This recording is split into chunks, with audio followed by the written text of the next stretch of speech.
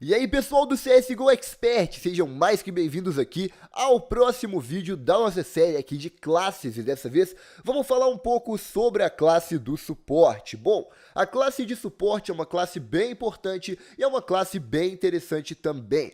Provavelmente vai ser a classe que muitas vezes vai definir o seu sucesso dentro do jogo, porque o suporte, sendo um bom suporte, ele consegue dar suporte ali pro Lurker, consegue dar suporte ali pro Entry Fragger e muitas vezes até pro Alper. Então, o cara do suporte vai realmente fazer a diferença e quando você tem um bom suporte dentro do cenário competitivo, ele realmente se destaca muito. Bom, o que o suporte tem que fazer basicamente? Na maioria das vezes ele vai entrar junto com o Entry Fragger ou ele vai dar um suporte ali para o Entry Fragger dentro do jogo. O que seria esse suporte? Seria jogar ali algumas granadas, por exemplo, ele vai jogar ali uma granada de flashbang enquanto o Entry Fragger vai entrar para poder pegar ali determinado player. Então, o suporte normalmente ele vai jogar as granadas, então ele vai ser o cara que vai dar o suporte para os outros jogadores. Então ele vai jogar uma granada ou ele vai dar um cover também, no caso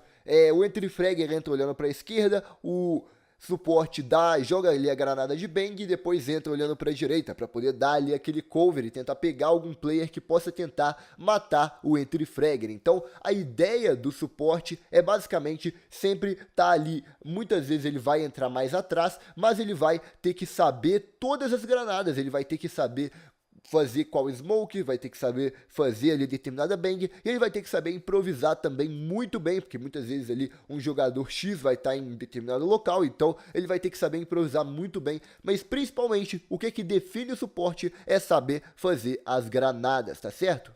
E como é que você aprende as granadas? Bom, no CSGO a gente tem vários mapas ali de granadas, que dá para você treinar essas granadas, mas também tem vários sites. A gente tem o site, por exemplo, thewarmup.net, eu vou deixar o link ali logo abaixo para vocês. Esse site, ele vai te dar ali todas as granadas de todos os mapas, seja granada de flash, granada de smoke, granada incendiária, entre várias outras, beleza? Então, ele vai te dar todas as granadas em todos os locais de cada mapa. Isso daí é bem importante para você poder aprender as granadas e é bem importante que você treine elas também em mapas separados, tá certo? Então, treino de granadas é a principal parte ali do suporte. Ele vai ter que saber todas as granadas de todos os mapas. Então, se você é um cara mais técnico, que sabe as granadas, você vai ser um bom suporte.